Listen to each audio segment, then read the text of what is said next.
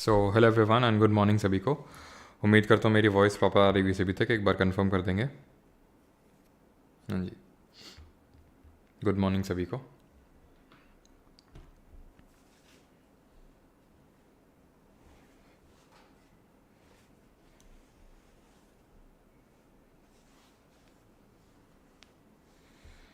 So hello everyone and good morning. जी ठीक, तो वही सारी चीज़ें प्रॉपर हैं। तो स्टार्ट करते हैं हम लोग। ये हम लोग का अगला वीक है, नया वीक है, और नए वीक का नया पीवाई की सीरीज़ का पार्ट पीवाई की सीरीज़ तो पुरानी है लेकिन लेक्चर हम लोग का रहने वाला है नया, and that is 24th PY की सीरीज़ पार्ट 4 का लेक्चर नंबर 28। ओम नमः शिवाय, हर हर महादेव। वॉइस क्लियर है?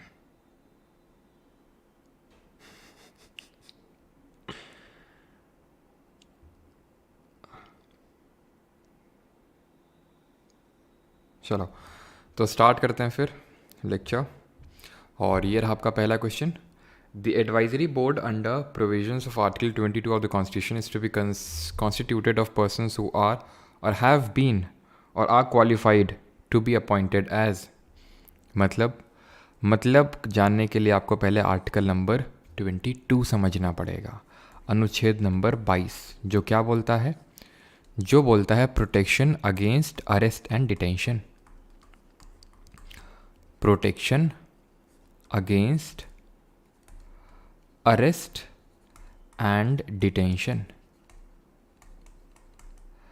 अब होता क्या है कि दो तरह की डिटेंशन है। मतलब ये जो आपका आर्टिकल नंबर 22 है, ये गिरफ्तारी और हिरासत से सुरक्षा आपको प्रोवाइड करता है। गिरफ्तारी और हिरासत से में अधिकार है, यानी कि हमारा जो भारत का संविधान है वो, और जब आप गिरफ्तार हो जाते हैं फिर भी आपको अधिकार देता है। आपने क्राइम कर दिया, आप गिरफ्तार हो गए, फिर भी आपको अधिकार मिले हुए हैं। ठीक, तो वो आर्टिकल नंबर 20 में है, अनुच्छेद नंबर 20, कि जब आप गिल्टी प्रूव हो चुके हैं एक तरह से। आर्टिकल 22 में क्या है कि अभी वो सारी चीज़ें प्रूव नहीं हुई, अभी सिर्फ आपकी अरेस्ट की बात है। अब अरेस्ट या फिर डिटेंशन दो तरह का इसमें दिया हुआ है।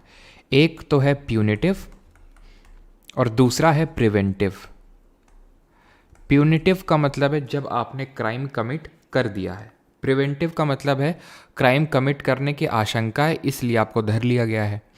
अब प्यूनिटिव और प्रिवेंटिव दोनों में कुछ ना कुछ आपको प्रोटेक्शंस मिले हुए हैं।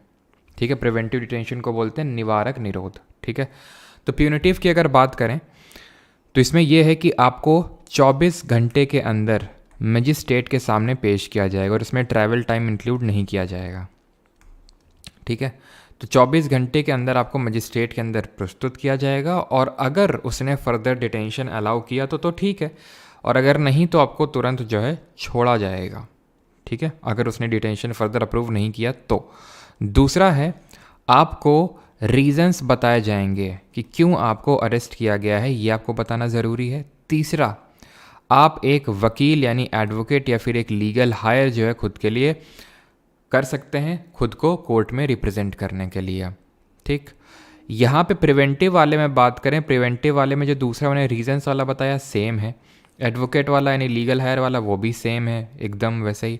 इसमें क्या है प्रिवेंटिव वाले में कि आपका जो डिटेंशन है वो 3 महीने से ज़्यादा एक्सीड नहीं कर सकता है, नॉट मोर देन 3 months।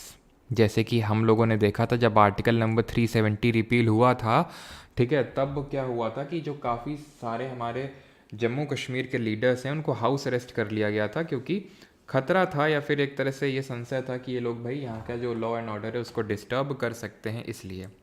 तो 3 महीने से ज़्यादा नहीं हो सकता है, और अगर 3 महीने से ज़्यादा करना है तो ये कौन बताएगा? ये बताएगा जो हाई कोर्ट है। ठीक है, हाई कोर्ट के जज को कॉन्स्टिट्यूट करके एक कमिटी बनेगी, या तो करंट में हाई कोर्ट के जजेस हों या फिर पूर्व में रह चुके हों, और वो अगर अलाउ कर देते हैं, वो अगर एक रिपोर्ट सबमिट करते हैं कि नहीं इनका जो डिटेंशन है उसको फर्दर भी एक्सटेंड किया जाना चाहिए, तो उनका डिटेंशन को एक्सटेंड किया जा सकता है, अन्यथा नहीं। तो ऑप्शन नंबर 3 यहाँ पे सही आंसर होगा। क्लियर? अगला क्वेश्चन है, इफ़ अ पर्सन, और आर्टिकल 20 को भी यहाँ पे आप रिकॉल कर सकते हैं कि आर्टिकल 20 का क्लॉज 1 क्या बोलता है, क्लॉज 2 क्या बोलता है, clause 3 no ex post facto law, no double jeopardy and no self incrimination. Is that clear? किसी को कोई डाउट तो नहीं है आर्टिकल 22 में समझने में? हाँ जी, अच्छा हाँ अच्छा, जजेस ऑफ हाई कोर्ट मैंने बताया, एक लगे हाथ आप ये बता दो कि सुप्रीम कोर्ट में जजेस की स्ट्रेंथ कितनी होती है। वैसे तो मैं आपको बता चुका हूँ, बट फिर भी आप बताइए। 28 जनवरी 1950 को इसका पहला हम बोल सकते हैं कि मीटिंग हुआ था सुप्रीम कोर्ट का, ठीक है, यानी जब हमने कॉन्स्टिट्यूशन को इन्फोर्स किया था उसके 2 दिन बाद। क्लियर इतनी चीज़। तो सुप्रीम कोर्ट के जजेस कितने होते हैं? 33 + 1। 1 कौन है? ये CJI, chief justice of India, and 33 other जजेस। इफ़ अ पर्सन, और अभी कौन है आपको पता है, DY चंद्रचूड़, और पहले कौन थे? हीरालाल जय किशन दास कन्या, that is in short HJ कन्या। If a person who is arrested is not produced before the magistrate within 24 hours from the time of arrest, he will be entitled to be released on the writ of। अगर उसको produce नहीं किया गया magistrate का, अभी जो हम पढ़ रहे थे, 24 घंटे के अंदर विद इन दी अरेस्ट, तो उसको रिलीज़ किया जाना चाहिए किस रिट के तहत? हेबियस कॉर्पस, प्रोहिबिशन, क्योवरेंटो, फिर मैंडमस। ऑप्शन में आपके लिखे हुए हिंदी में भी। जब हम बात करते हैं रिट की, रिट क्या है? प्रोरोगेटिव रिट्स, यानी परमाधिकारी रिट, हमने किस कंट्री कॉन्स्टिट्यूशन से बोरो की? जरा कमेंट में आप जल्दी से बताएंगे। वहीं से हमने parliamentary form of government, bicameral legislature, martial law, ये सारी चीज़ें वहीं से हमने बोरो करी हैं। Single constitution, sorry single citizenship, वो सारी चीज़ें हमने वहीं से बोरो की हैं। तो रिट हमने UK कॉन्स्टिट्यूशन से बोरो करी है। रिट इशू करने का पावर होता है किसके पास है? आर्टिकल 32 और आर्टिकल 226 में रिट इशू करने का पावर दिया गया है। 32 में सुप्रीम कोर्ट को दिया गया है, 226 में हाई कोर्ट को दिया गया है। अब हम पढ़ते हैं कि फंडामेंटल राइट्स 12 से लेकर 35 तक में हैं, तो ये वाला आपका एक मौलिक अधिकार है, फंडामेंटल राइट है, ये नहीं है फंडामेंटल राइट। इसी वजह से supreme court can never refuse to issue the writ, high court can. Supreme court जो है, इसका जो रिट जुरिस्डिक्शन है हाई कोर्ट के कंपैरिजन में नैरो है, फिर हाई कोर्ट का रिट जुरिस्डिक्शन वाइड है। हम क्यों वाइड इसको बोलते हैं, इसके रिट जुरिस्डिक्शन को? क्योंकि ये लीगल राइट्स को एनफोर्स करने के लिए भी रिट को इशू कर सकता है। कौन? High court. ठीक है, तो article 226 high court, 32 supreme court. और आर्टिकल 32 ये कौन सा हमारा फंडामेंटल राइट्स है? इसी को हम बोलते हैं राइट टू कॉन्स्टिट्यूशनल रेमेडीज़, यानी कि संवैधानिक, कॉन्स्टिट्यूशनल रेमेडीज़ यानी कि संवैधानिक उपचारों का अधिकार। इसी को ही किसने heart and soul of Indian constitution बोला था? ये आप जल्दी से कमेंट में बताएंगे। अब ये मैंने आपको बता रखा है कि रिट, ये जितनी अभी चीज़ें बताई हैं सब पढ़ चुके हैं पहले ही, ठीक है। It was a kind of revision for you. अभी हम पढ़ेंगे, और ये भी मैंने आपको बताया था ये 5 तरह के रिट होती है और उनके नाम भी बताए थे। अभी हम पढ़ेंगे उनका मतलब क्या होता है और उनका लिटरल मीनिंग क्या होता है। हो सकता है मैंने ये भी बता दिया हो, आई एम नॉट श्योर, तो इसलिए आपको बता देता हूँ, ठीक है। हेबियस कॉर्पस, बंदी प्रत्यक्षीकरण जिसको बोलते हैं, ये वो होता है, ये सुप्रीम कोर्ट तब इशू करता है जब किसी का अनलॉफुल तरह से डिटेंशन हुआ हो। अनलॉफुल यानी कि लॉ के हिसाब से डिटेंशन ना हुआ हो, तब इसका लिटरल मीनिंग क्या होता है? इसका लिटरल मीनिंग होता है to have the body of, ठीक है, यानी उसका शरीर प्रस्तुत करो, ठीक है। To have the body of यानी किसी का जब अनलॉफुल डिटेंशन हो जाए तब, ठीक है, जब कानून के तहत किसी को ना धरा जाए। वैसे ही मैंडमस, मैंडमस का लिटरल मीनिंग होता है वी कमांड। वी कमांड का मतलब ये होता है कि कमांड दी जा रही है किसी के द्वारा। कौन दे रहा है? कोर्ट दे रहा है। किसको? एक गवर्नमेंट जो सर्वेंट है उसको एक कमांड दी जा रही है कि आप अपना मैंडेटरी काम, मैंडमस मतलब मैंडेटरी, आप अपना मैंडेटरी काम क्यों नहीं कर रहे हैं। अगर वो मैंडेटरी नहीं है, ज़रूरी नहीं है, तो कोई बात नहीं, लेकिन अगर आप गवर्नमेंट सर्वेंट हैं और मैंडेटरी काम नहीं कर रहे हैं तो मैंडमस की रेट इशू होगी, तो वी कमांड, कमांड दी जाएगी। अगली है हमारी प्रोहिबिशन। प्रोहिबिट का मतलब क्या होता है? कमेंट में बताइए। और चौथी होती है सर्श्योरी। ये दोनों एक ऐसे समझ लो, प्रोहिबिशन का बड़ा भाई है सर्श्योरी। प्रोहिबिशन का मतलब होता है वी फॉरबिड, प्रोहिबिट करना यानी मना करना है, फॉरबिड करना वही सेम चीज़ होती है। कौन फॉरबिड करता है?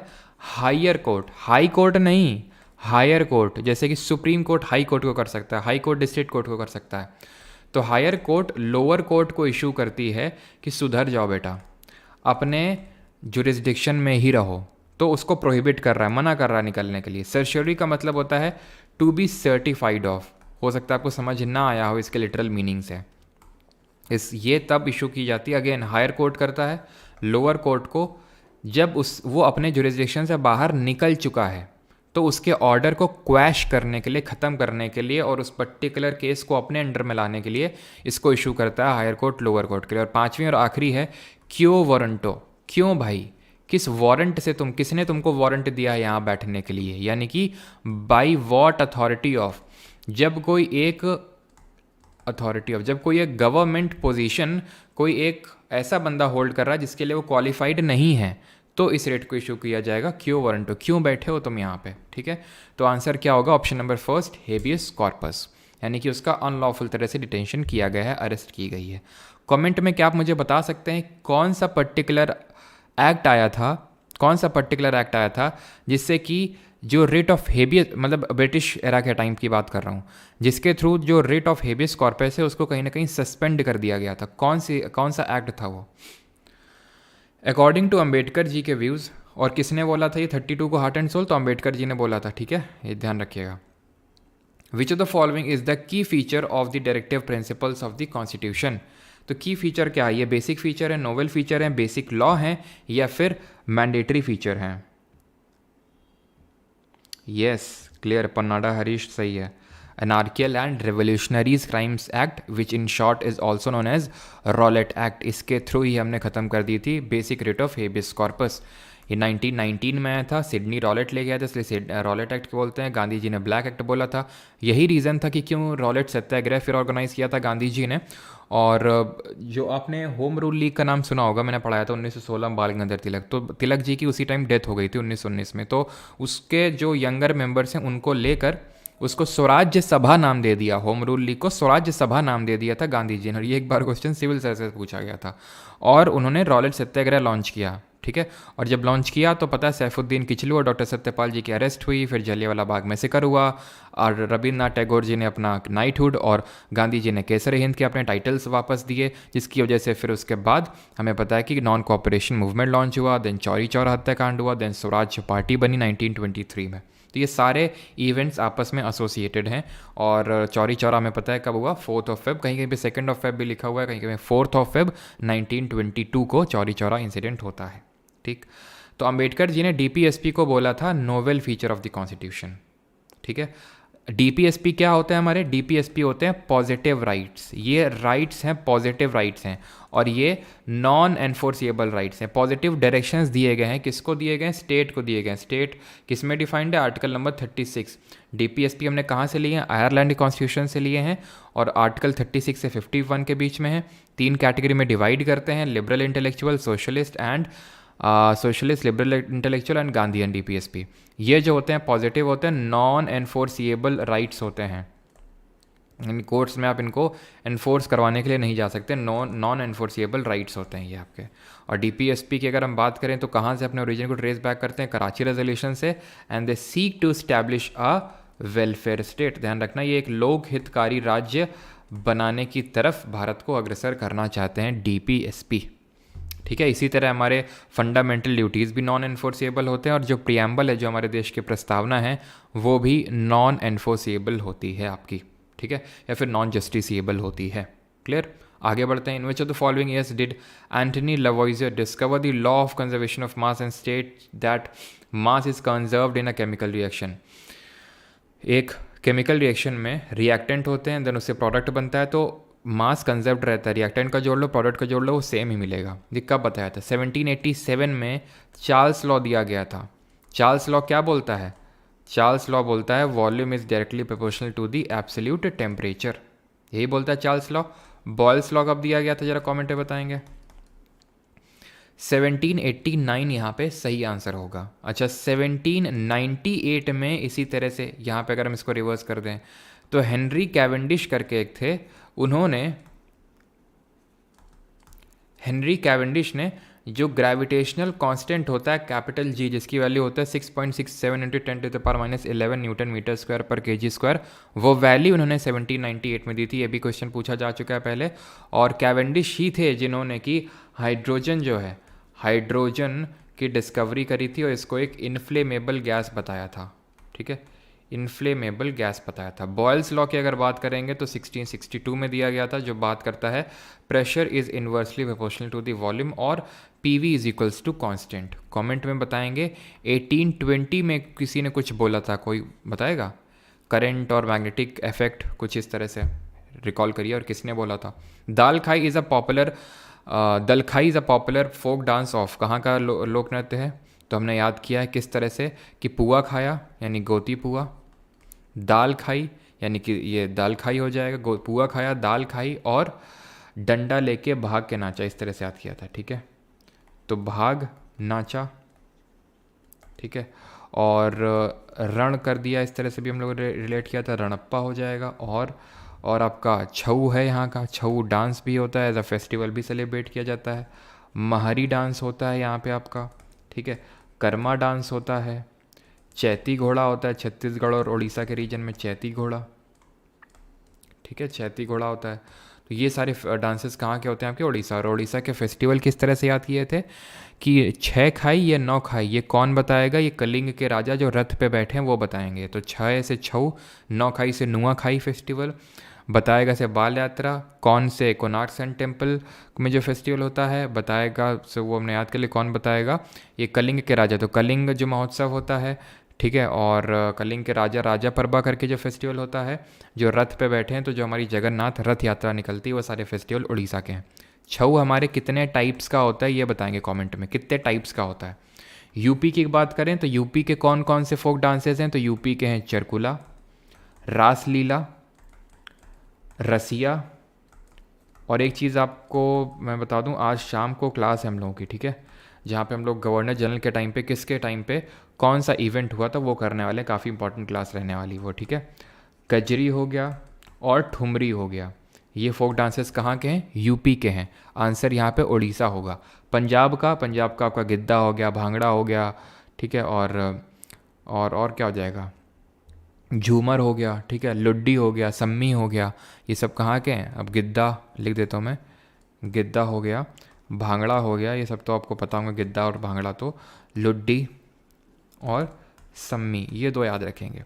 बिहार के बात करें तो बिहार के कौन कौन से हैं?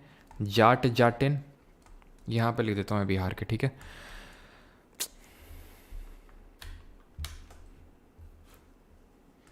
ठीक है, जाट जाटिन,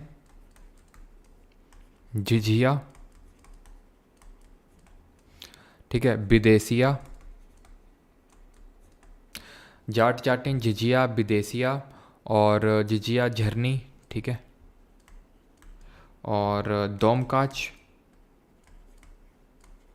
कजरी, ये सब कहाँ के फोक डांसेस हैं? ये बिहार के हैं, ठीक है। 1820 की अगर बात करें तो magnetic effect of electric current की डिस्कवरी करी गई थी, ठीक है। Magnetic effect of electric current किसने करी थी? हैंस क्रिश्चियन ऑर्स्टेड ने इसकी डिस्कवरी करी थी 1820s में। Question number 6, Shobhana Narayan has been honoured with the Padma Shri for her contribution to which of the following dance form? Odissi, Kathakali या फिर कुचिपुड़ी?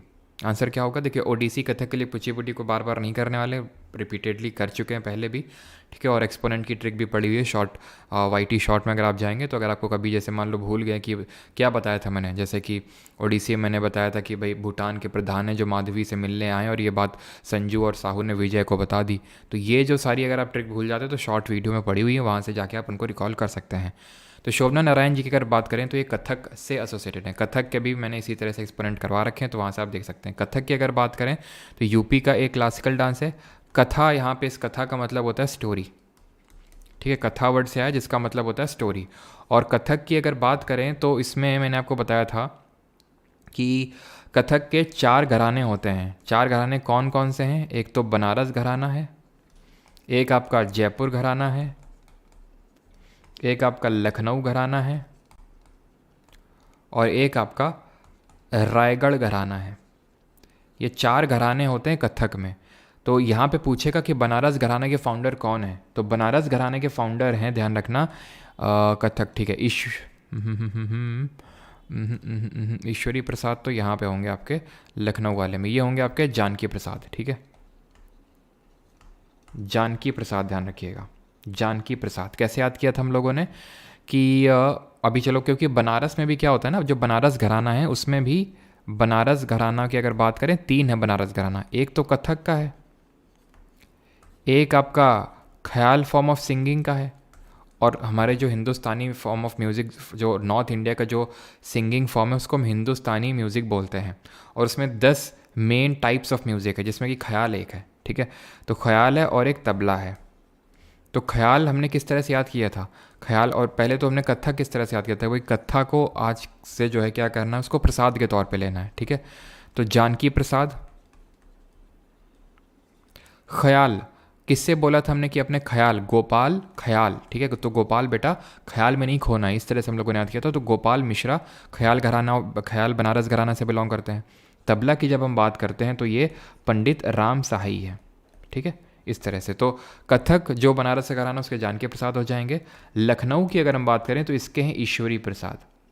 और ईश्वरी प्रसाद ने किसके अंडर में ट्रेनिंग ली थी, ध्यान रखना, इनके जो फादर थे, इन्हीं के गुरु थे, और उनका नाम था ठाकुर प्रसाद। तो नाम याद रखना है, क्योंकि अभी जो क्वेश्चन पूछा गया तो उसमें ईश्वरी प्रसाद नहीं, ठाकुर प्रसाद ऑप्शन में थे। जयपुर के घराने की अगर बात करेंगे तो भानु जी महाराज, भानु जी, हाँ भानु जी महाराज।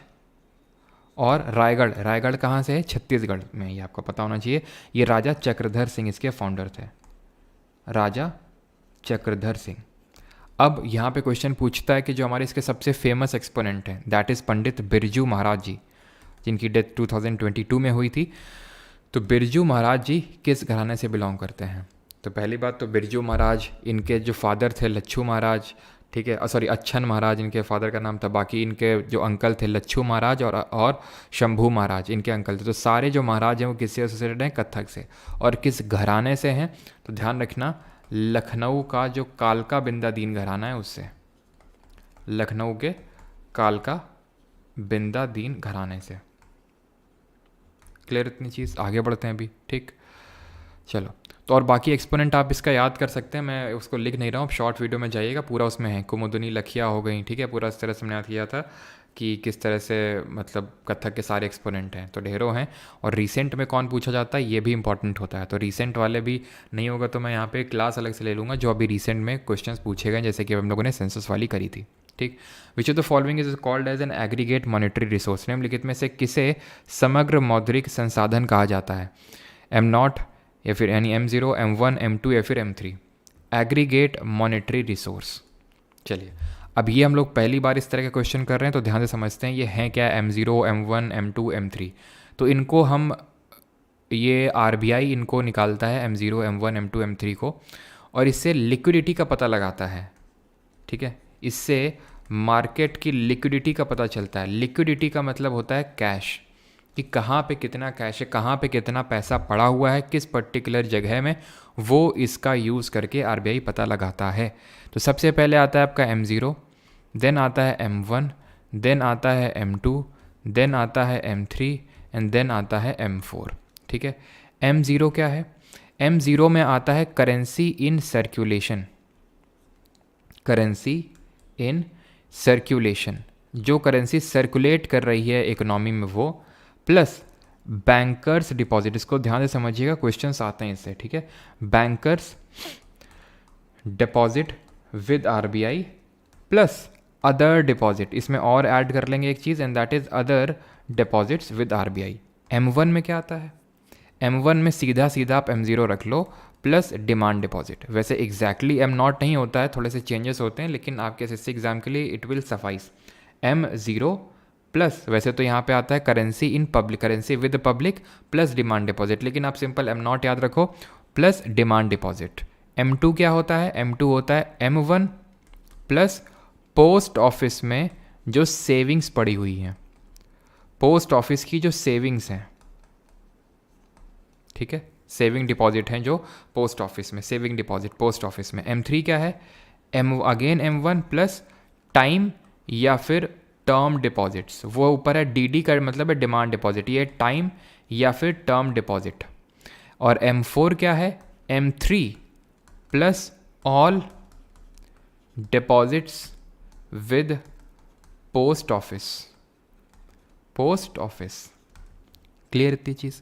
अब एक डाउट क्रिएट हुआ होगा मन में कि ये डिमांड डिपॉजिट और टाइम डिपॉजिट में क्या डिफरेंस होता है। तो जो डिमांड डिपॉजिट होते हैं ये जो हमारा सेविंग अकाउंट में पैसा पड़ा होता है, जो हम लोग हाउस होल्ड्स जो सेविंग्स करते हैं, अगर जो बिजनेसेस के अकाउंट में जो पैसा पड़ा होता है तो उसको हम करंट सेविंग अकाउंट और करंट अकाउंट में जो पैसा होता है उसको डिमांड डिपॉजिट बोलते हैं। आपकी डिमांड में आपको तुरंत दिया जाएगा, जैसे आप एटीएम में जाते हो, एटीएम कार्ड आपने इंसर्ट किया और तुरंत आप पैसा निकाल लेते हो। बैंक जाते हो, पर्ची भरते हो, तुरंत आप पैसा निकाल लेते हो। और उसको निकालने के लिए आपको ऐसे कोई एक टाइम लिमिट का इंतज़ार नहीं करना पड़ता कि 1 साल बाद आप पैसा ले पाओगे, फिर 10 दिन बाद, तुरंत पैसा मिलता है। डिमांड डिपॉजिट आपकी डिमांड पे। टाइम या टर्म डिपॉजिट के एग्जांपल होते हैं जैसे एफडी करवा हुआ, फिक्स डिपॉजिट, या आरडी जिसको रिकरिंग डिपॉजिट बोलते हैं। तो वो क्या होता है, हमारे टाइम या टर्म डिपॉजिट होते हैं, एक टाइम में मेच्योर होते हैं और उसी के बाद हमें मिलेंगे, और अगर पहले लेने हैं तो एक पेनल्टी पे करना पड़ेगा। ये डिफरेंस समझिए, ठीक।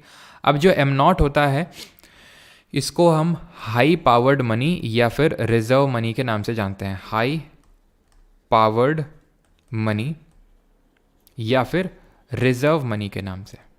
M1 क्या होता है, M1 को हम नैरो मनी के नाम से जानते हैं, M3 को ब्रॉड मनी के नाम से जानते हैं, और इसी को ही हम एग्रीगेट मॉनेटरी रिसोर्स भी बोलते हैं। Option number 4 will be the correct answer. सबसे ब्रॉड इसमें कौन है, सबसे ब्रॉड है M3, सबसे नैरो कौन है, M1।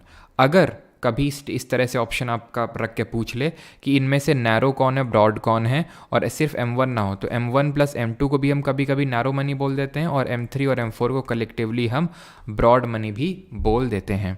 अच्छा, जब मनी की बात आ ही रही है तो ज़रा ये बताइए फिएट मनी क्या होती है, फिएट मनी क्या होती है, और फिड्यूशरी मनी क्या होती है, फिड्यूशरी मनी क्या होती है, और आपकी प्लास्टिक मनी क्या होती है। और आई होप लिक्विडिटी वाला कॉन्सेप्ट आप समझ गए होगे। लिक्विडिटी का मतलब है कि कैश या फिर कोई भी चीज़ कितनी जल्दी कैश में कन्वर्ट हो सकती है, उसी को ही हम लिक्विडिटी के नाम से जानते हैं।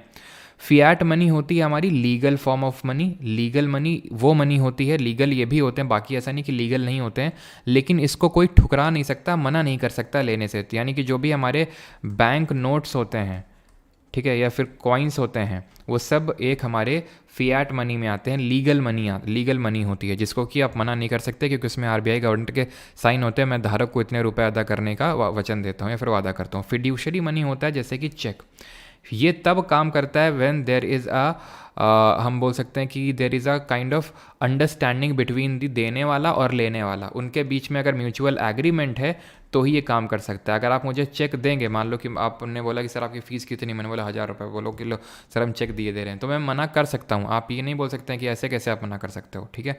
प्लास्टिक मनी की अगर हम बात करें तो ये होते हैं हमारे जो डेबिट कार्ड हो गए और जो क्रेडिट कार्ड होते हैं, उनको हम बोलते हैं plastic form of money. A flight of pigeons, जरा एक कमेंट में आंसर दे दीजिए, डिमांड डिपॉजिट और टर्म डिपॉजिट में कौन ज़्यादा लिक्विड होगा।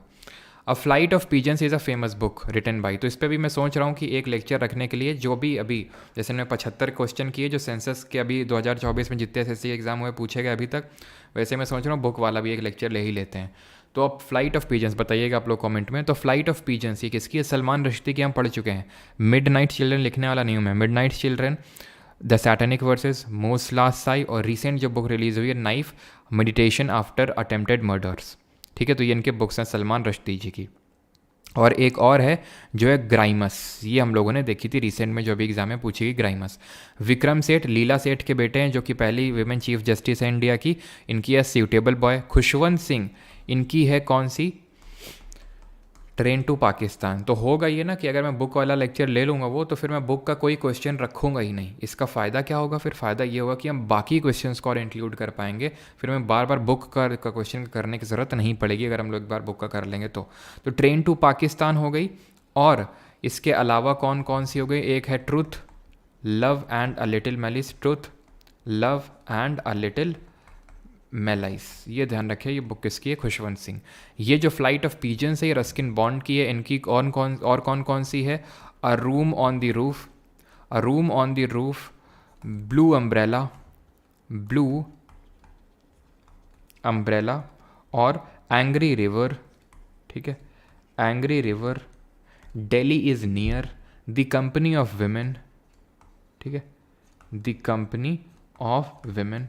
तो ये किसकी है, ये है रस्किन बॉन्ड जी की। Question number 9, to what phylum does the blood sucking leech belong? Leech जिसको जोंक बोलते हैं हिंदी में, नहीं, जैसे हम लोग क्या करते थे जब गांव जाते थे तो भैंसों को नहलाने ले जाते थे नदी में, तो वहाँ पे जोंक मतलब वो बोलते थे सब कि जोंक देखना, जोंक ना लग जाए भैंस के। तो जोंक क्या होता है, जोंक चपक जाती थी और उसको एकदम खून चूस लेती थी। तो जो ब्लड सकिंग लीच है ये एक तरह का क्या हो, इसको हम बोल सकते हैं ये पैरासाइट, हम इसको बोल सकते हैं। पैरासाइट मतलब परजीवी जो दूसरों पे फीड करते हैं। तो ये दूसरे का क्या ले, जैसे हमारे जो जुएँ होते हैं तो वो भी हमारे पैरासाइट की कैटेगरी में आएंगे। वो हमारा न्यूट्रिशन लेते हैं खुद को फीड करने के लिए, तो ये पैरासाइटिक होते हैं। किस में आते हैं ये एनालीडा में आते हैं। ऑप्शन नंबर 3 आंसर होगा। एनालीडा कौन सा फाइलम होता है?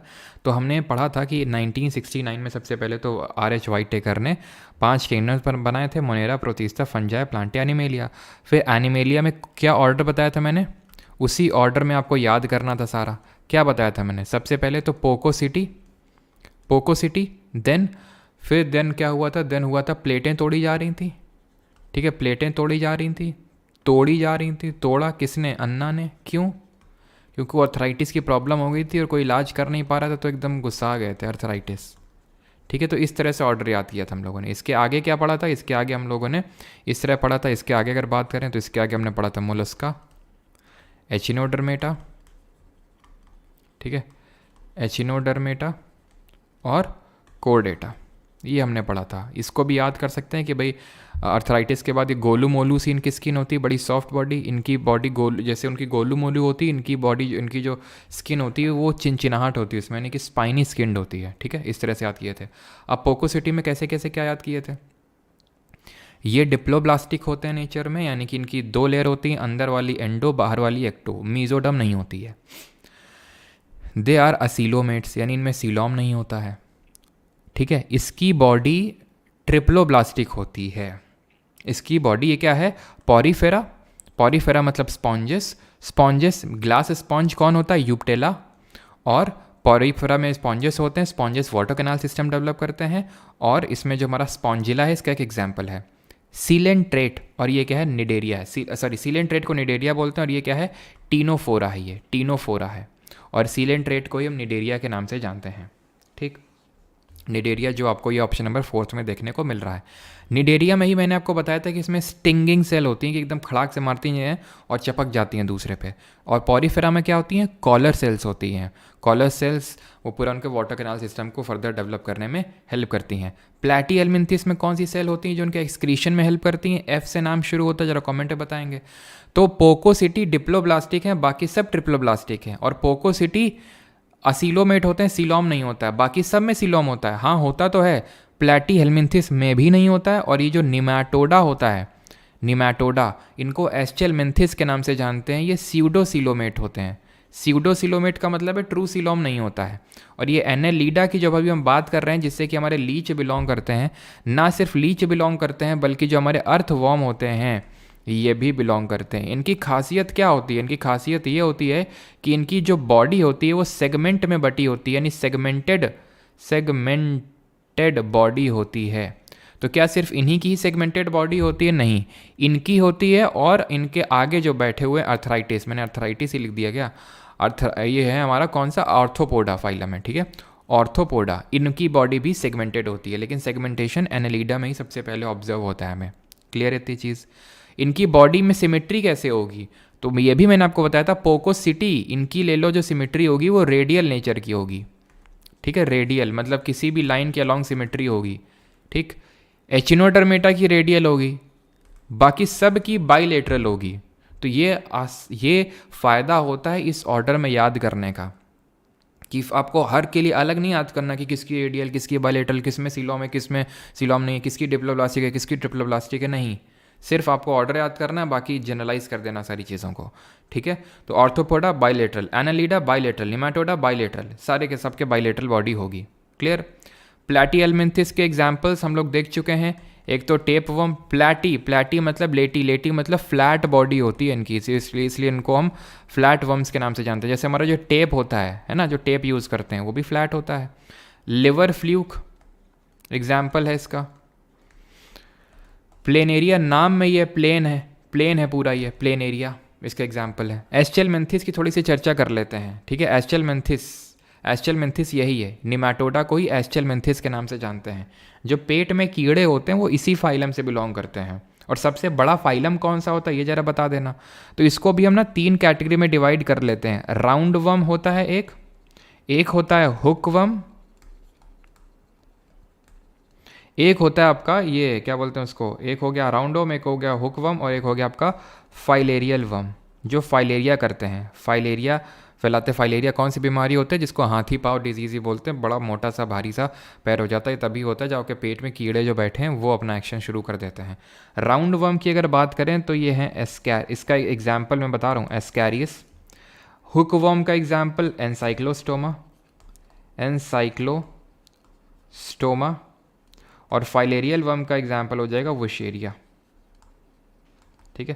तो ये एग्जाम्पल्स आपको याद रखने हैं। और सबसे बड़ा फाइलम ऑर्थोपोडा होता है, जॉइंटेड लेग्स या फिर जॉइंटेड अपेंडेजेस होते हैं, ओपन सर्कुलेटरी सिस्टम यानी खुला परिसंचरण तंत्र होता है, आउटर स्केलेटन काइटिन का बना हुआ होता है, इंसेक्टा सबसे बड़ा इसमें क्लास होता है, ठीक है। इस फाइलम में ऑर्थोपोडा सबसे बड़ा फाइलम है पूरे एनिमल किंगडम में, और उसमें सबसे बड़ा क्लास इंसेक्टा का होता है, ठीक है, जिसमें कि हमारे इंसेक्ट जैसे कि मस्कीटो वगैरह आते हैं, ठीक।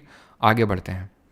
और एचिनोडर्मेटा में हमारा एग्जाम्पल जैसे कि जो हमारी स्टार फिश है, इनकी जो स्किन होती है वो कैसी होती है, स्पाइनी स्किन होती है, स्पाइनी। और निडेरिया के क्या एग्जाम्पल्स हम लोगों ने याद किए थे, जिनमें कि स्टिंगिंग सेल्स होती हैं।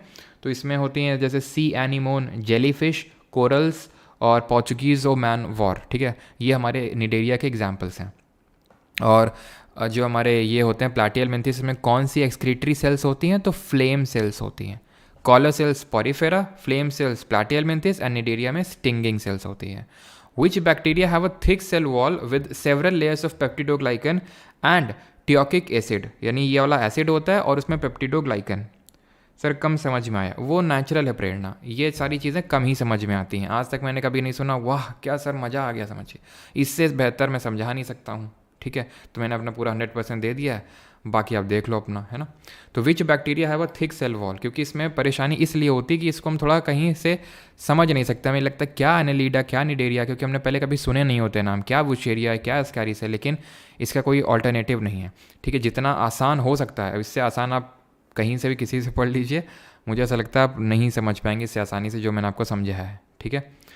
चलिए, which bacteria have a thick cell wall with several layers of peptidoglycan. तो हमें पता है जो पेप्टिडोग्लाइकन है ये बैक्टीरिया की आउटर, जो बैक्टीरिया की जो सेल है वो इसी से बनी होती है। फंगस की काइटिन की बनी होती है जो कॉम्प्लेक्स शुगर होती है, प्लांट में सेल्यूलोज की बनी होती है, और इसमें पेप्टिडोग्लाइकन की बनी होती है। और आउटर जो इसकी स्लाइम लेयर होती है वो किसकी बनी होती है, ज़रा बताएंगे।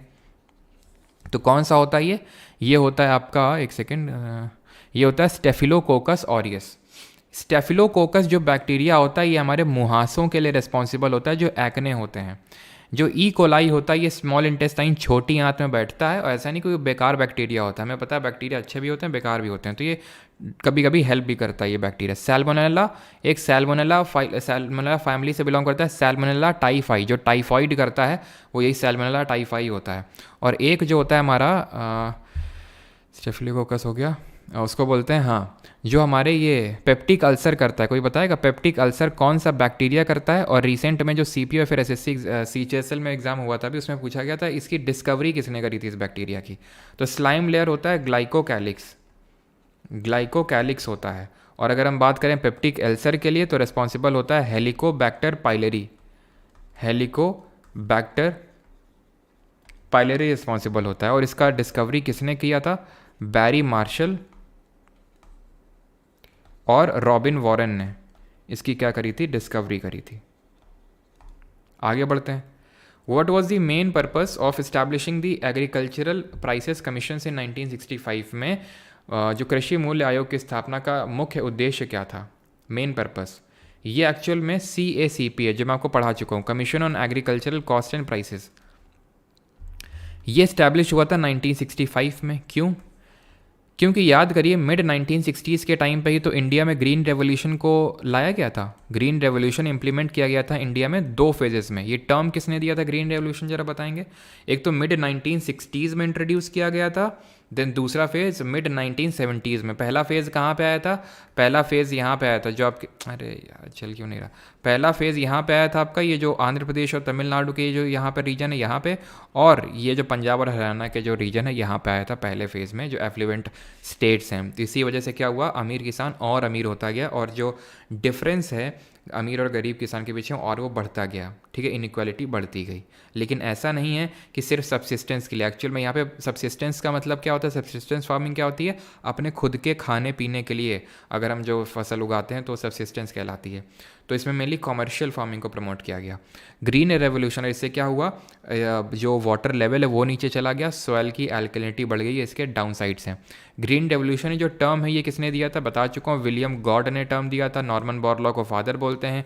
1970 में इनको नोबेल पीस प्राइज़ मिला था, और MS स्वामीनाथन को इंडिया में फादर ऑफ ग्रीन रेवोल्यूशन बोलते हैं, ठीक। तो अब ये जब ग्रीन रेवोल्यूशन हुआ तो बहुत ज़्यादा वीट और राइस का प्रोडक्शन हुआ।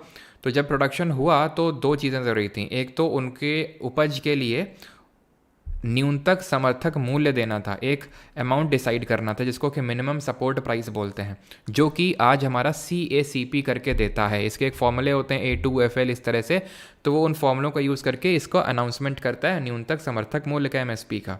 और साथ ही साथ इसको अनाज का भंडारण करने के लिए फूड कॉरपोरेशन ऑफ इंडिया की भी स्थापना करी गई थी 1965 में ही। इस समय कौन सा 5 ईयर प्लान चल रहा था, कमेंट में आप बताएंगे। To determine the prices for various farm products purchase by the government. Option number first यहाँ पे सही हो जाएगा, एग्रीकल्चरल प्राइसेस कमीशन, वही आपका CACP, commission on agricultural cost and prices. और क्या पूछा था मैंने, खुद ही भूल गया मैं। फूड कॉरपोरेशन ऑफ इंडिया, ठीक है। नाबार्ड कब स्टैब्लिश हुआ था, 12 जुलाई 1982 को, B शिवरन कमेटी के रिकमेंडेशन पे। हाँ, कौन सा 5 ईयर प्लान था चल रहा था, तो थर्ड 5 ईयर प्लान चल रहा था ये समय, ठीक है। थर्ड 5 ईयर प्लान का गोल ही था क्या, कि हमें एक सेल्फ रिलायंट इकॉनमी बनानी है प्लस एग्रीकल्चर। पहले वाला जो 5 ईयर प्लान है उसका भी टारगेट एग्रीकल्चर था, जिसके तहत हमारे डैम स्टैब्लिश किए गए थे, और तीसरे का भी था जहाँ पे ग्रीन रेवोल्यूशन को लॉन्च किया गया था 2 फेजेस में। जिस तरह हमारा सेंसस 2011 का, वो भी कितने फेजेस में हुआ था, 2 फेजेस में हुआ था। कौन कौन से 2 फेजेस थे, एक तो हमारा पहले तो एक तो था हाउस लिस्टिंग फेज पहला वाला, और दूसरा था population enumeration phase. Which of the following is the men active ingredient of clove oil, जो निम्नलिखित में से कौन, लौंग का तेल जो होता है उसका मुख्य सक्रिय घटक होता है। क्या मतलब सर, जापानी तेल का चलो भाई, तो यहाँ पे जापानी तेल की नहीं, यहाँ पे किसकी बात हो रही है, लौंग के तेल की बात हो रही है, और इसमें जो प्रमुख घटक होता है वो होता है eugenol. Option number first. Malic acid, ये किस में एसिड देखने को मिलता है, और टार्टरिक एसिड किस में देखने को मिलता है, और क्लोव ऑयल किस तरह का इंडिकेटर होता है, ये आप बताएंगे। तो मालिक एसिड, मालिक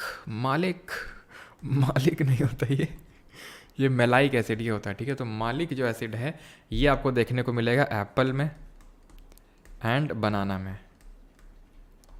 और टार्टरिक एसिड की बात करेंगे तो जो इमली होती है दैट इज टैमरिंड और ग्रेप्स में।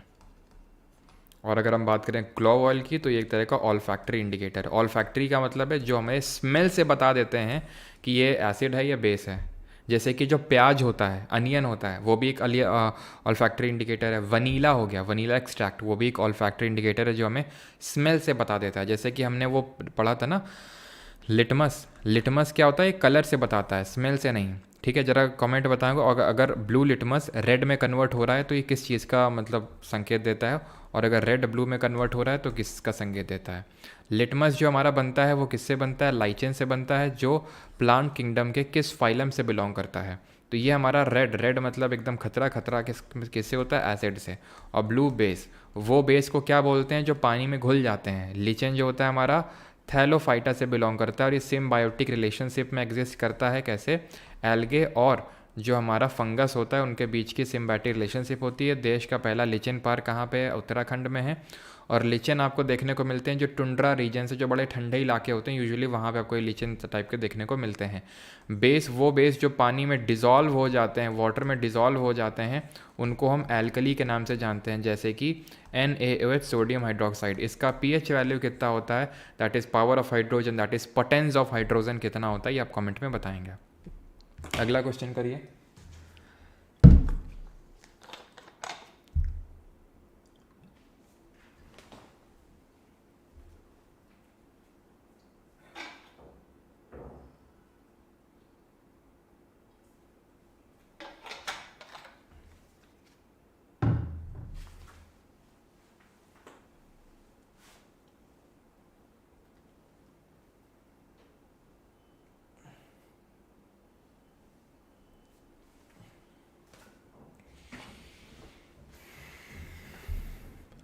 चलिए, तो सैलरी और अलाउंस के बारे में कौन सा बताता है। और पीएच का पीएच वैल्यू 14 होता है, ठीक है। मिल्क ऑफ मैग्नीशिया जो होता है हमारा, दैट इज़ MgOH का होल टॉइज, जिसको एंटासिड के तौर पे यूज़ करते हैं, उसका पीएच वैल्यू 10 होता है, ठीक है। वो सारे पीएच वैल्यू हम पहले पढ़ चुके हैं। गैस्ट्रिक जूस का कितना होता है, 1.6 होता है। वाटर का कितना होता है ये बताओ ज़रा। तो कौन सा आर्टिकल है जो इनके सैलरी के बारे में बात करता है।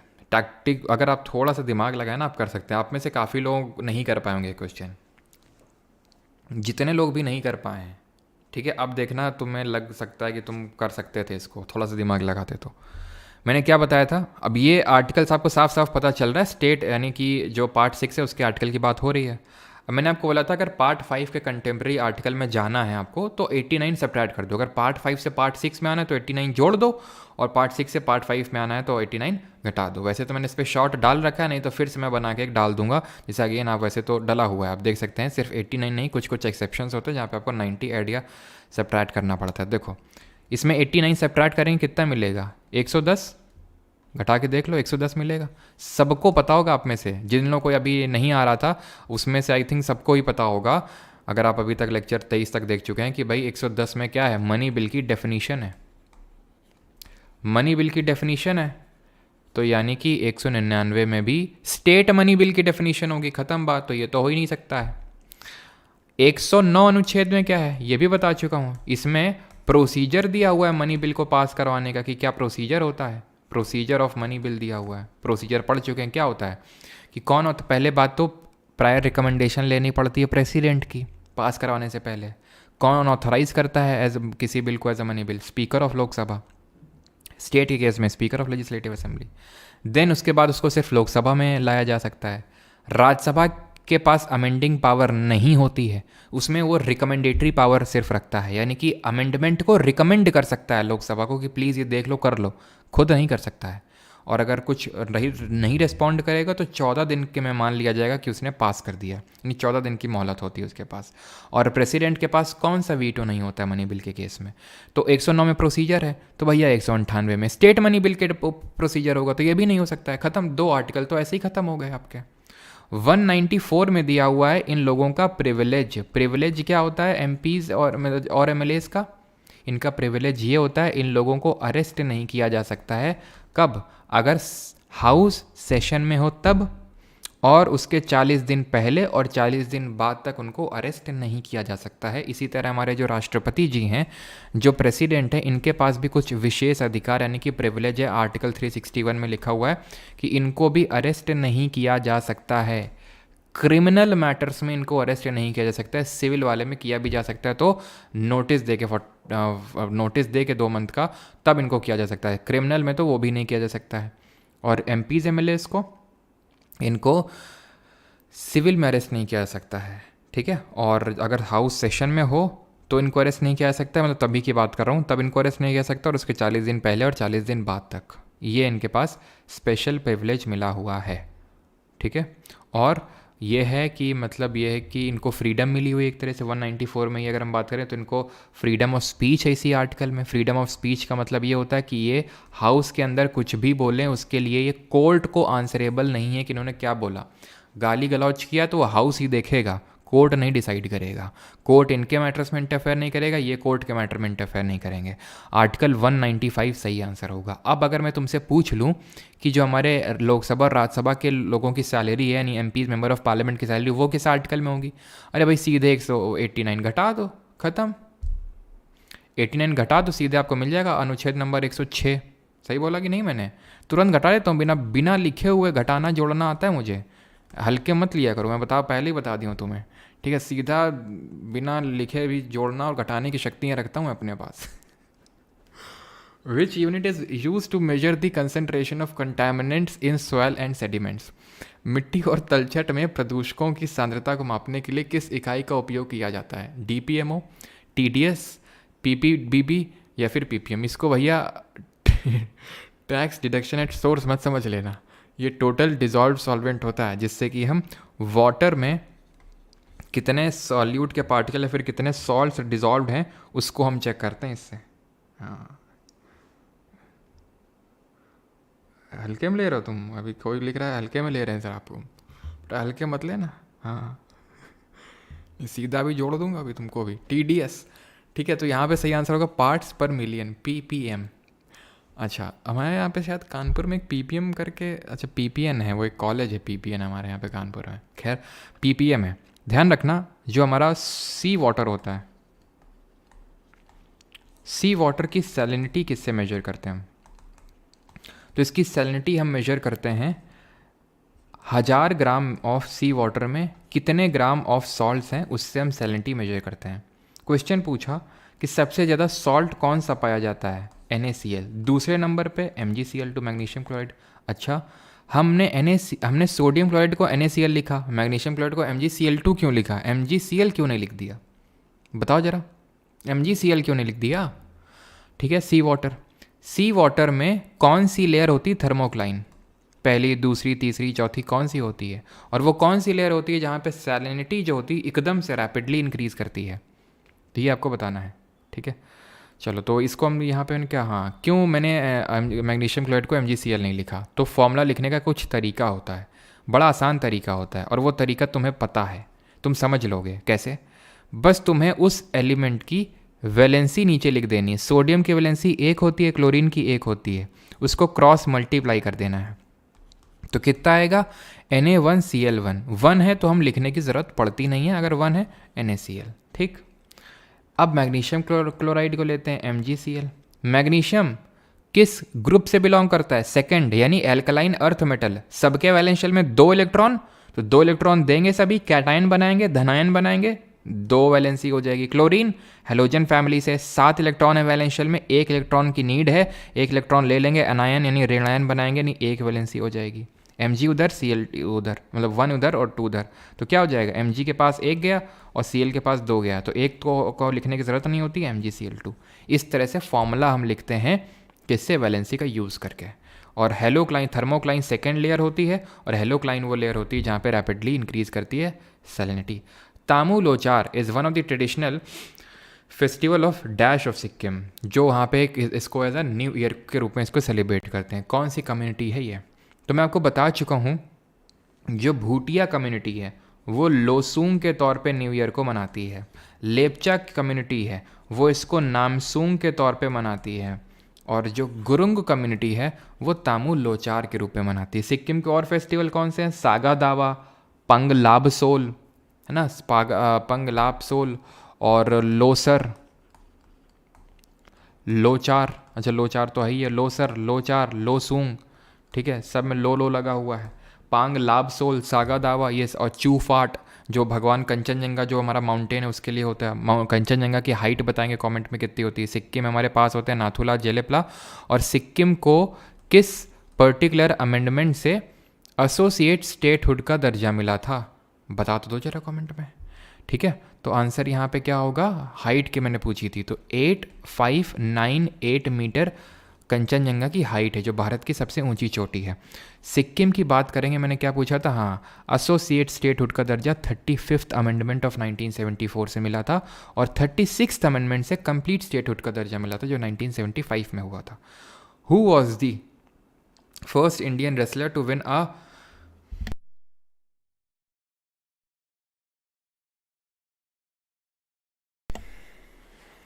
अभी वॉइस आ रही होगी। Who was the first Indian wrestler to win a world championship medal? विश्व चैंपियनशिप पदक जीतने वाले पहले भारतीय पहलवान कौन थे? मालवा सिंह, उदय चंद, दारा सिंह, या फिर केडी जाधव? केडी जाधव की अगर बात करें तो ये भी रेसलर थे, और ये पहले ना सिर्फ रेसलर बल्कि पहले इंडियन थे, पहले इंडिविजुअल इंडियन थे जो भारत के लिए मेडल लेके आए ओलंपिक्स में। पहला इंडिविजुअल गोल्ड मेडल लाए थे अभिनव बिंद्रा, लेकिन मेडल में बात करूँ 2008 में वो लेके आए थे बीजिंग ओलंपिक्स में, लेकिन यहाँ पे बात हो रही है सिर्फ मेडल की, ओलंपिक गोल्ड मेडल की नहीं। तो ये केडी जाधव लाए थे 1952 का, जो हेलसिंकी में ओलंपिक्स हुआ था, जो फिनलैंड की कैपिटल है वहाँ पे। आंसर इसका उदय चंद होगा, ऑप्शन नंबर 2। ठीक है, और ये रेसलिंग में पहला अर्जुन अवार्ड पाने वाले भी खिलाड़ी थे। अर्जुन अवार्ड हमारे देश का दूसरा सर्वोच्च पुरस्कार दिया जाता है। पहला सर्वोच्च क्या होता है? मेजर ध्यानचंद खेल रत्न अवार्ड। मेजर ध्यानचंद जी के जन्म दिवस पे हम खेल दिवस मनाते हैं। कब मनाते हैं बताओ जरा। फिर अगर हम बात करें, मैं आपसे पूछता हूँ कि जो हमारी कबड्डी हाँ, कबड्डी में सबसे पहला किसको अर्जुन अवार्ड मिला था? ध्यान रखना, सबसे पहले अर्जुन अवार्ड 1961 में दिए गए थे। ठीक है, कबड्डी में सबसे पहले किसको मिला, और क्रिकेट में सबसे पहले किसको मिला, बैडमिंटन में किसको सबसे पहले मिला, और बैडमिंटन ले लिया हमने। एथलेटिक्स बता दो, एथलेटिक्स में किसको मिला, एथलेटिक्स और आर्चरी यानी कि तीरंदाजी में किसको मिला? तो कबड्डी में मैं पूरा नाम नहीं लिख रहा हूँ, मैं बोल रहा हूँ बस शाह, चलो लिख ही देता हूँ, ठीक है, शाहानंद शेट्टी। क्रिकेट में सलीम दुर्रानी, सलीम दुर्रानी। बैडमिंटन में नंदू नाटेकर, नंदू नाटेकर। और पता है आपको जो हमारे लक्ष्य सेन के कोच हैं, एक कोच हैं, वो क्या नाम है उनका, प्रकाश पादुकोण, दीपिका पादुकोण जी के फादर, है ना, आपने देखा होगा। तो he was the first Indian badminton player to win the All England badminton championship, है ना। एथलेटिक्स की बात करेंगे तो गुरबचन सिंह रंधावा, काफ़ी कूल, काम एंड कंपोज लगते हैं, है ना, गुरबचन सिंह रंधावा, एकदम opposite of Ranveer Singh. Archery की अगर बात करें तो कृष्ण दास। ठीक है, तो ये आपसे यूजुअली पूछता है, ऐसे ही आपसे पूछता है कि भाई पहला जो क्या बोलते हैं, जो कोचेस को मिलता है द्रोणाचार्य अवार्ड, वो कब दिए गए थे? 1985 में दिए गए थे। वो मैं बता चुका हूँ, लिखवा चुका हूँ, रिवाइज करवा देता हूँ। रेसलिंग में बालचंद्र भास्कर भागवत, BBB। बॉक्सिंग में OP भारद्वाज, ओम प्रकाश भारद्वाज। एथलेटिक्स में OM नाम्बियार, ध्यान रखिएगा, ठीक है, और कुछ नहीं। 17th in which year did a trio of scientists Avery, MacLeod and McCarthy prove that except viruses all living organism have DNA as their genetic material? कब प्रूव किया था तीनों ने? 1944 में। वैसे तो वायरसेस को हम सेमी लिविंग कंसिडर करते हैं क्योंकि ये नॉन लिविंग एंटिटी के तौर पे बिहेव करते हैं, लेकिन जैसे इनको होस्ट सेल मिलती है ये एक लिविंग एंटिटी के तौर पे बिहेव करने लगते हैं। इनका भी जेनेटिक मटेरियल DNA का ही बना होता है। बाद में फिर ये पता चला कि DNA का इनका जेनेटिक मटेरियल बना होता है, ठीक है, और कुछ कुछ होते हैं जिनका RNA का भी बना होता है। ऐसे उनको बोलते हैं वायरसेस को रेट्रो वायरस। जो कोरोना वायरस था वो रेट्रो वायरस ही था, ठीक है। आगे बढ़ते हैं, ठीक है, ध्यान रखिएगा। एवरी, मैक्लॉयड, मैकार्टी, मैक्लॉयडगंज करके हमारे कानपुर में जगह भी है एक। The headquarters of the Indian institute of tourism and travel management कहाँ पे लोकेटेड है? Headquarters of travel and tourism ये लोकेटेड है ग्वालियर में, ऑप्शन नंबर 4। हमने अभी तक क्या क्या पढ़ा है? एक तो नेशनल इंस्टीट्यूट ऑफ माउंटेनियरिंग पढ़ा है, प्लस साथ ही साथ हमने पढ़ा है नेहरू इंस्टीट्यूट ऑफ माउंटेनियरिंग। दोनों कहाँ पे लोकेटेड हैं जल्दी से कमेंट में बताएंगे, ठीक है। देन यहाँ पे मैं कुछ जल्दी जल्दी लिखता हूँ, आप बताएंगे। इंडियन मैरीटाइम यूनिवर्सिटी कहाँ पे है? ठीक है, मैं शॉर्ट में लिख रहा हूँ। इंडियन स्टैटिस्टिकल इंस्टीट्यूट कहाँ पे है? स्टैटिस्टिक्स डे हम 29 जून को सेलिब्रेट करते हैं। कल भी मैंने करंट अफेयर वाली क्लास में बताया था, बिकॉज इसी दिन PC महालनोबिस जी का जन्म हुआ था, ठीक है। इंडियन वेटेरिनरी रिसर्च इंस्टीट्यूट कहाँ पे है? सेंट्रल ड्रग रिसर्च इंस्टीट्यूट कहाँ पे? सेंट्रल ड्रग रिसर्च का इंस्टीट्यूट कहाँ पे है? देन सेंट्रल फूड टेक्नोलॉजी का रिसर्च इंस्टीट्यूट कहाँ पे? Food technology research institute. Central sugar institute और पल्सेस रिसर्च इंस्टीट्यूट, शुगर और पल्सेस का एक ही जगह पे है, बड़ी स्पेशल जगह है वो। Ocean technology, national institute of ocean technology. तो ये करते हैं, देखो जो मैंने पीछे पूछे थे आपसे, तो नेशनल लगा है तो कहाँ पे होगा? अरुणाचल प्रदेश, दिरांग, ठीक है, दिरांग अरुणाचल प्रदेश में। नेहरू लगा है तो उत्तरकाशी उत्तराखंड में होगा, ठीक। आगे बढ़ते हैं, तो मैरीटाइम यूनिवर्सिटी की बात करेंगे तो ये चेन्नई में है, ऑब्वियस सी बात है, कोस्टल स्टेट में ही होगी। Statistics institute, one of the top institutes of India, ठीक है, मतलब IIT बॉम्बे से हाई रैंक करता है, ये अच्छा रैंक करता है IIT बॉम्बे से भी, ठीक है, इंडिया की टॉप रैंक यूनिवर्सिटी है। वेटेरिनरी रिसर्च इंस्टीट्यूट है ये बरेली उत्तर प्रदेश में। ड्रग रिसर्च इंस्टीट्यूट लखनऊ, ठीक है, नवाबों का शहर, नवाब लोग ड्रग लेते हैं, ऐसे याद कर लो। फूड टेक्नोलॉजी की अगर हम बात करें कहाँ पे है? मैसूर कर्नाटक में। शुगर और पल्सेस का कानपुर में है, ठीक। और ओशन टेक्नोलॉजी की अगर बात करें, टी से टेक्नोलॉजी, टी से तमिलनाडु। ध्यान रखना, अगर ओशिनोग्राफी पूछ लेगा, ओशन टेक्नोलॉजी नहीं, ओशिनोग्राफी तो वो गोवा में है, ओशन टेक्नोलॉजी तो तमिलनाडु में। कुछ और कर लें क्या? National institute national institute of nutrition बता दो, और हमारा निमहैंस कहाँ पे, निमहैंस जानते हो, national institute of mental health and neuroscience, in short जिसको निमहैंस बोलते हैं, ये न्यूज़ में भी रहता है, ठीक है। निमहैंस कहाँ पे है, और आखिरी एक और कर लेते हैं, national institute for homeopathy, homeopathy का नेशनल इंस्टीट्यूट का। न्यूट्रिशन की जब हम बात करते हैं तो ये हैदराबाद में है, ऐसे याद रखो, हैदराबादी बिरयानी में काफ़ी न्यूट्रिएंट्स हैं। NIMHANS Bangalore mental health sciences, ऐसे याद कर लो, बेंगलोर में बहुत लोग काम करते हैं, सिलिकॉन वैली ऑफ इंडिया के नाम से भी जानते हैं, इतना काम करते हैं लोग कि उनकी मेंटल हालत ख़राब हो जाती है, तो इसलिए उनको निमहैंस वहाँ पे बना के दिया गया है। होम्योपैथी कोलकाता, ठीक है, होम्योपैथी कहाँ पे, कोलकाता में।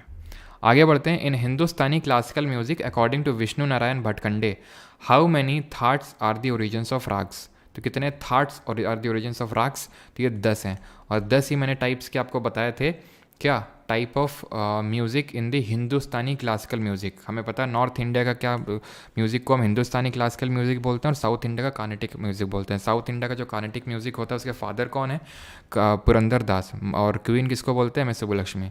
हिंदुस्तानी म्यूज़िक को वैसे हम तानसेन जी को बोलते हैं, तानसेन, या फिर कहीं कहीं पे आमिर खुसरो भी आपको देखने को मिल जाएंगे। तानसेन के गुरु का नाम आपको बताना है, जो कि तानसेन ग्वालियर रीवा घराने से ध्रुपद कंपोज किए थे, और रुद्रवीणा फिर रबाब बजाते थे। और अच्छा ये बताइए कि एक हमारा टाइप ऑफ म्यूज़िक होता है 10 में से, धामर, तो ध्रुपद धामर के लिए कौन सा घराना आपको याद आता है, जल्दी से बताएंगे कमेंट में। ध्रुपद घराना जब मैं बोलता हूँ, ध्रुपद धामर बोलता हूँ, तो कौन सा घराना याद आता है आपको। आखिरी क्वेश्चन है, व्हेन वाज दी भारत निर्माण प्रोग्राम लॉन्च्ड, कब लॉन्च किया गया था। भारत निर्माण, भारत का निर्माण करेंगे, कैसे करेंगे, रूरल इंफ्रास्ट्रक्चर को डेवलप करके करेंगे। ये हिंट है बहुत बड़ा, रूरल इंफ्रास्ट्रक्चर, रूरल इंफ्रास्ट्रक्चर, गड्ढे खोदो गड्ढे भर दो। नरेगा एक्ट आया था 2005 में, national rural employment guarantee act. लागू कब हुआ था, लागू हुआ था 2 फरवरी 2006 को, वेटलैंड डे वाले दिन, नरेगा। और नरेगा मनरेगा कब बन गया था, 2 अक्टूबर 2009 को, MG नरेगा बन गया था, 20 अक्टूबर नहीं, ध्यान रखना 2 अक्टूबर है ये, ठीक है। और यहाँ पे ध्रुपद धामर की जब बात आती है तो याद आना चाहिए आगरा घराना, ये मैं आपको बता चुका हूँ, कौन सा घराना, आगरा घराना। क्लियर, क्लियर यहाँ तक सभी को, हाँ जी। आगे बढ़ते हैं अभी, और अब करते हैं शॉट, लगाते हैं शॉट। अच्छा एक गाना भी आया था काफ़ी टाइम पहले, बोलना इस तरह से, उसके बोलते कुछ शुरुआती बोले, मैं पूरे तो नहीं बोल सकता हूँ, ठीक है, शॉट में लगाऊँ क्या, ऐसे करके तो मैं तुमसे चलो थोड़ा सा उसी लहजे में कुछ बताता हूँ, ठीक है, कि बोलना स्टूडेंट आऊँ क्या, शॉर्ट में लगाऊँ क्या, ठीक है। तो आप ऐसे SSC को बोलोगे, बोलना SSC आऊँ क्या, शॉर्ट में लगाऊँ क्या, ठीक है। तो who has recently received the Spinoza prize, तो स्पिनोज़ा प्राइज़ किसको रिसेंटली मिला है अभी, ज्योति गुप्ता, शिव शंकरी, वहीदा रहमान, या फिर अनुसुईया सोन गुप्ता। अब यहाँ पे जो मैंने ऑप्शंस रखे हैं वो भी काफ़ी सोच समझ के रखें, जिससे कि आपके बाकी भी फैक्ट्स कवर होंगे, और काफ़ी इंपॉर्टेंट इनके आने के काफ़ी ज़्यादा चांसेस हैं, ठीक। अब ये जो है स्पिनोज़ा प्राइज़, ये रिसर्चर्स को दिया जाता है, नेदरलैंड के द्वारा दिया जाता है ये, ठीक है, नेदरलैंड के द्वारा दिया जाता है, और ये मिला है ज्योति गुप्ता जी को। शिव शंकरी जी की अगर बात करेंगे तो इनको मिला है सरस्वती सम्मान, समझ गया सभी लोग। लक्ष्य Sen fall short of gold, yes yes yes, चलो। तो सरस्वती सम्मान 2022, ठीक है, सरस्वती सम्मान 2022 इनको मिला है। किसके लिए मिला है, सूर्यवंशम के लिए, सेट मैक्स वाली नहीं है ये, सूर्यवंशम, ध्यान रखना, सरस्वती सम्मान फॉर दी सूर्यवंशम। वहीदा रहमान, ये मैं आपको शायद बता चुका हूँ, 53rd Dada Saheb Phalke award, 53rd Dada Saheb Phalke award मिला है वहीदा रहमान जी को। और अनुसुईया सेन गुप्ता, ये आपको याद होना चाहिए, जो अभी हमारे रिसेंट कांस फिल्म फेस्टिवल हुए थे, तो उसमें अनुसुईया सेन गुप्ता फ्रॉम वेस्ट बंगाल में, जब मैंने रील भी डाली थी तो पता नहीं एक स्टूडेंट बोला था कि ये मतलब मेरी आंटी हैं, और मतलब उसने काफ़ी फैक्ट वगैरह भी दिए, शायद वो था, हो सकता है नहीं कि घर से ही हो। खैर, तो कांस फिल्म फेस्टिवल की अगर बात करें तो जो हमारी अनुसुईया सेन गुप्ता जी हैं, she became the first Indian actor to win best actresses award, to win best actresses award at the Cannes film festival. इसी तरह ही एक और है हमारे इंडियन, पायल कपाड़िया जी। पायल कपाड़िया जी को भी मिला बेस्ट, एक तरह से जो हमारा डायरेक्टर का अवार्ड होता है वो इनको मिला था। और वो इनको मिला था किसके लिए? All We Imagine as Light. ये इन्होंने डॉक्यूमेंट्री डिज़ाइन करी थी जिसके लिए All We Imagine as Light, इसके लिए मिला था इनको पायल कपाड़िया जी को। क्लियर इतनी चीज़। और सरस्वती सम्मान, ये चीज़ आपको पता होगा कि ये कितनी लैंग्वेजेस में मिलता है? 22 लैंग्वेजेस में मिलता है। जो ज्ञानपीठ पुरस्कार होता है वो 24 लैंग्वेजेस में मिलता है। 22 जो शेड्यूल्ड लैंग्वेजेस हैं वो, प्लस इंग्लिश और राजस्थानी। सरस्वती 22 शेड्यूल्ड लैंग्वेजेस में जो लिस्टेड हैं उसमें दिया जाता है ये। क्लियर? ठीक है, आगे बढ़ें। चलो, और रिसेंट में आई थिंक मैंने आपको पढ़ाया है, मार्च में पढ़ाया होगा कि प्रभा वर्मा जी को याद है? हो सकता है ये भी पूछ ले। ये तो मैंने 20 जो ये वाला अभी सरस्वती सम्मान बताया 2022 वाला था। ये जो 2023 वाला जो 33वां वाला है ये प्रभा वर्मा जी को मिला है। ठीक है, प्रभा वर्मा, ये ध्यान रखना फीमेल नहीं है, ये मेल है। और बुक का नाम I think if I am not wrong रौद्र करके था, रौद्र सात्विकम कुछ। ठीक है, रौद्र सात्विकम, इसके लिए इनको मिला प्रभा वर्मा जी को। अगला है हमारा आभा। क्या है? 12 डिजिट का फूड ग्रेन सर्विस कार्ड है, 14 डिजिट का हेल्थ केयर सर्विस कार्ड है, 12 डिजिट का हेल्थ केयर सर्विस कार्ड है, फिर 14 डिजिट का फूड ग्रेन सर्विस कार्ड है। बताइए जल्दी से।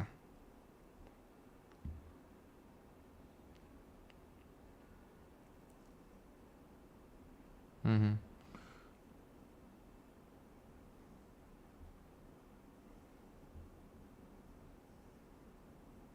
सर आप थोड़ा डांट के पढ़ाया करो। वाह, सबकी अतरंगी डिमांड होती हैं। डांट के पढ़ाया करो, है ना, मार के पढ़ाया करो, थोड़ा आराम से पढ़ाया करो। चलो, तो 12 हेल्थ कार्ड गलत है,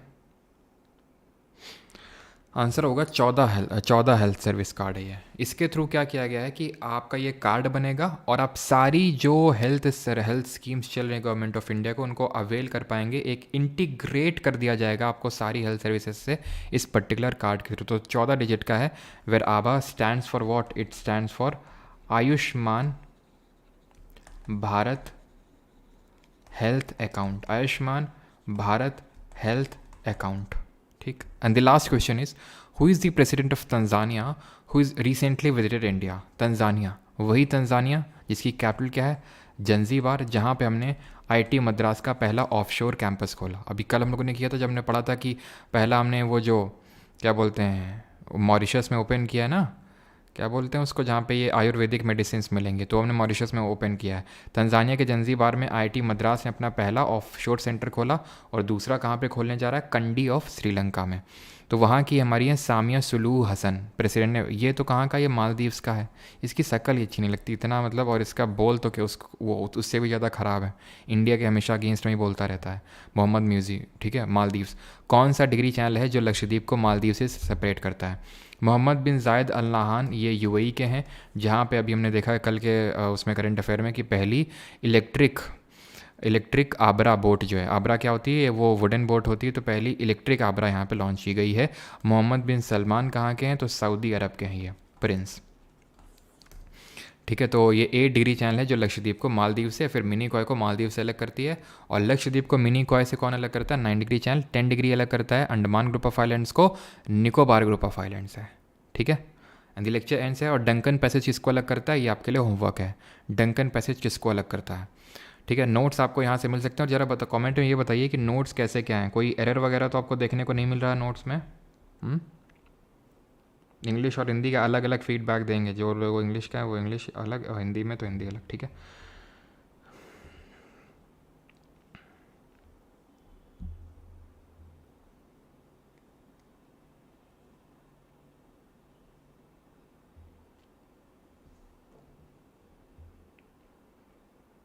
छऊ के टाइप्स बता दीजिए। छऊ के मैंने टाइप्स नहीं बताया क्या? नीति जी बोल रहे हैं छऊ के टाइप्स। तो छऊ के 3 टाइप्स होते हैं। अच्छा, शायद मैं बताना भूल गया वहाँ पे। Seraikela,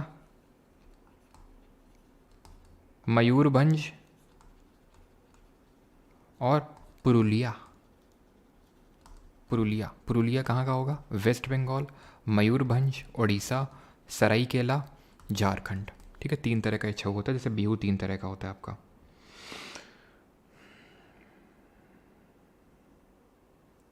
thank you sir, thank you. कोई दिक्कत नहीं है, ठीक है। No English notes are best, okay. क्योंकि आज मैंने एक कमेंट देखा ना कि सर बहुत मिस्टेक आ रही। मैंने कभी कौन सा लेक्चर आप बताओ, मैं तो नोट्स को सारे चेक करवा के वो किए जाते हैं। होता क्या कई बार कि आप मतलब उसको आपको लगता है कि मुझे आता नहीं है, फिर ये मतलब गलत हो सकता है, तो आप कुछ भी मतलब कमेंट में लिख देते हो। मतलब सबका नहीं, मतलब अभी मैं क्लास लेने से पहले जैसे मैंने कमेंट एक देखा, इसलिए मैंने पूछा। ठीक है, क्योंकि वो नोट्स सब चेक करवा के अपलोड किए जाते हैं, ऐसे नहीं कि बस बने और अपलोड कर दिए। शाम को लक्ष्य सेन का मैच है 6 बजे दीपांशु, हाँ मुझे भी पता है। और 6:30 बजे हमारी क्लास है गवर्नर और वॉइस, वो गवर्नर और उनके टाइम पे क्या हुआ था, तो वो क्लास भी इम्पॉर्टेंट है, मैच भी इम्पॉर्टेंट है, ब्रॉन्ज मेडल का मैच है। आधे घंटे में तो एक ही सेट ख़त्म हो पाता है। ठीक है, मतलब 2 सेट तो एटलीस्ट होते ही होते हैं बैडमिंटन मैच में। उस दिन वाला तो जो हुआ था क्वार्टर फाइनल, 1.5 घंटे चला था। 9 बजे 9:05 पे चालू हुआ था, 10:25 पे जाके ख़त्म हुआ था। तो देख लेंगे, क्लास भी ज़रूरी है। ठीक है, तो क्लास तो होगी खैर। वाटर मार्क बहुत डार्क रहता है आरजे, आपका सैमसंग का डिवाइस होगा। सैमसंग की डिवाइस में ही प्रॉब्लम आ रहा है, बाकी तो किसी में आई थिंक प्रॉब्लम नहीं है ये।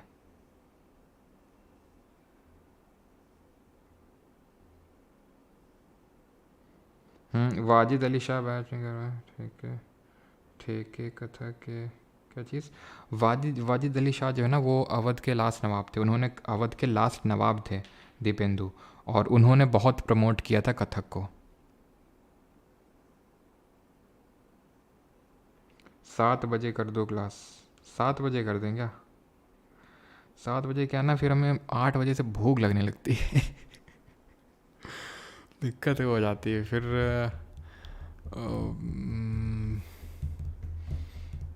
चलो ठीक है, 7 बजे कर देंगे, ठीक है।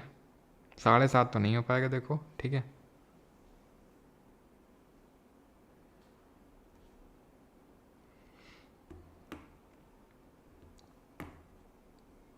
Notes Parmar academy app available है। ये पीपीटी की पीडीएफ परमार एसएससी के टेलीग्राम पे मिल जाएगी। परमार एसएससी के टेलीग्राम पे नोट्स, इनकी लेक्चर की है पीपीटी की पीडीएफ, और नोट्स आपको यहाँ पे परमार एकेडमी ऐप पे।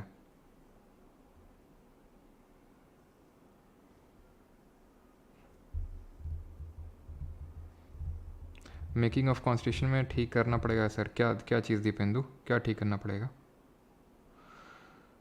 8 बजे ठीक है, 8 बजे नहीं, 7 बजे, 7 बजे हो जाएगी, ठीक है। 7 बजे हो जाएगी, और क्लास 7 से 8 बजे तक हो जाएगी ना। जेट स्ट्रीम क्या? श्वेता भंडारी। अपर ट्रोपोस्फीयर में बड़ी तेज़ी के साथ चलने वाली हवाएं हैं ऊपरी क्षोभ मंडल में, यानी कि ट्रोपोपॉज के पास वो होती हैं, ठीक है। बहुत तेज़ चलती हैं, जो वेस्टर्न डिस्टर्बेंसेस को विंटर्स में इंडिया की तरफ लेके आती हैं। कल का पीडीएफ नहीं दिया करंट अफेयर का, जस्ट अभी देते हैं, तुरंत अपलोड हो रहा है अभी, ठीक है, तुरंत करते हैं अभी। करते हैं अभी, राम स्वरूप है ना, करते हैं। 6:30 में ठीक है, 6 कर दो, 7 PM ओके। ठीक है, 7 बजे फाइनल है, अब ज़्यादा इधर उधर नहीं, ठीक है। 7 बजे शांति से आ जाना, नहीं बहुत मारेंगे।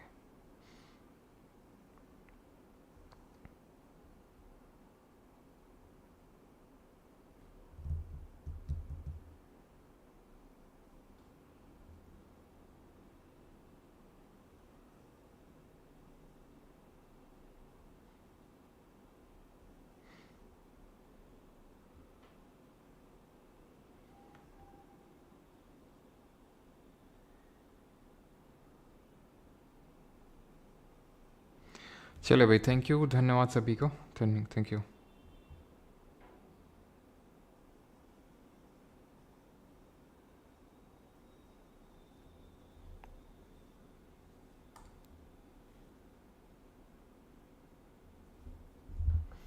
नहीं भाई कमलेश, मैं 7 बजे ही आऊँगा, ठीक है, थैंक यू।